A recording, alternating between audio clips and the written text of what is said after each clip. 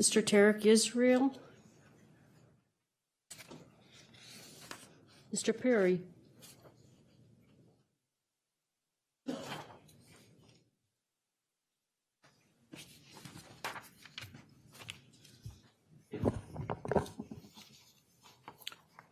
Okay, good afternoon. Mr. President, Mr. Vice President, and Council members, the title of my comments is No to Corporate Welfare for Billionaire Cavs Owner, Yes to Go Cavs. As a Clevelander, I am proud of our Cavs, the 2016 NBA champs. However, I am opposed to the passage of your resolution, R2017-0030, which will, if approved, provide public funds for the renovation of 23-year-old Quicken Loans Arena, a facility that is used by the Cavs and also for other events. Dan Gilbert, the owner of the Cleveland Cavaliers, is also chairman and founder of Rock Ventures and Quicken Loans, and that's not all. Mr. Gilbert is also the owner of the American Hockey League's Cleveland Monsters, the Arena Football League's Cleveland Gladiators, and the NBA Developmental League's Canton Charge. He is chairman of Jack Entertainment, formerly Rock Gaming, which opened its first horseshoe casino, now Jack Cleveland Casino, in downtown Cleveland in May 2012. Mr. Gilbert is worth nearly $5 billion, and a reminder that is 5 followed by 9 zeros. The annual payroll of the Cavs is over $130 million. Mr. Gilbert, with tons of money, wants Cuyahoga County taxpayers with tons of social problems to pay $70 million towards the $140 million upgrade to the arena.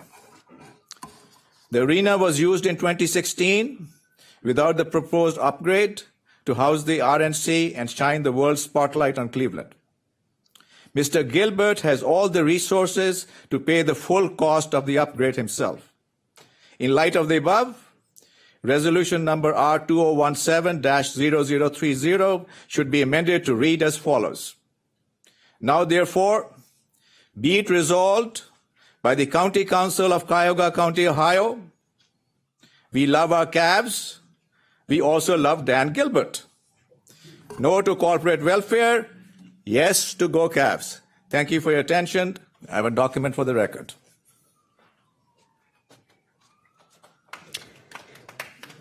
The next 3 speakers are Sonny Johnson, Charlotte Perkins, and Mayor Anthony Togliatti.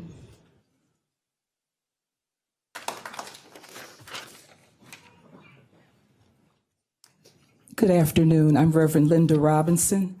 I'm on the ministerial staff at St. James African Methodist Episcopal Church here in the city of Cleveland. I have lived in Cleveland my entire life, and I'm not going to tell you how many years that's been. But as a lifelong Clevelander, I love this city. I can't imagine living anywhere else. I was born and raised in Fairfax. I lived in Buckeye Woodland for a while, and I now live in Glenville. That's where I make my home, and that's where I had my home built because I was dedicated to living in Cleveland. I was a teacher, and I was also a member of the Teachers Union in Cleveland. I taught for 31 years before I retired.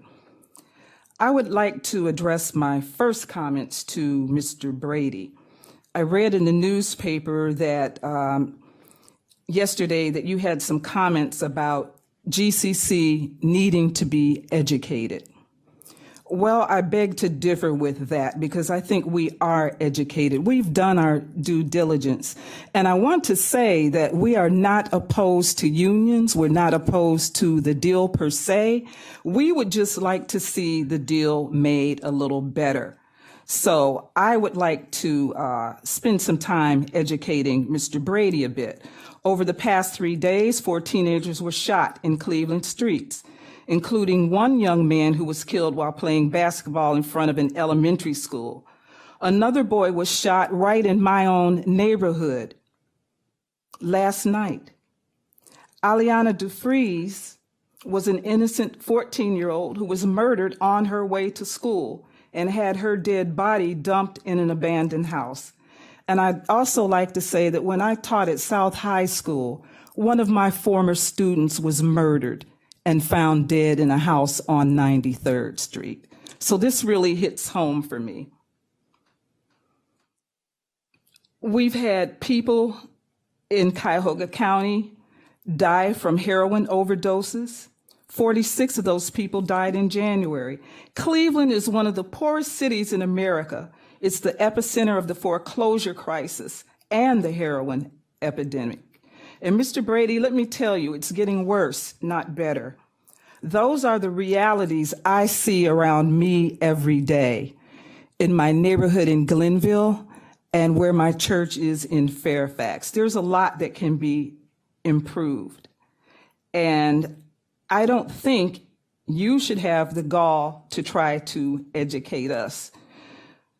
Mr. Budish, you recently lectured us about how much money the county puts into health and human services as a justification for the Q deal. Okay, let me just try to get to the point because I hear the bell going off, and when you've been a teacher, you know the bell means there's going to be a change in the classroom. People have to move on.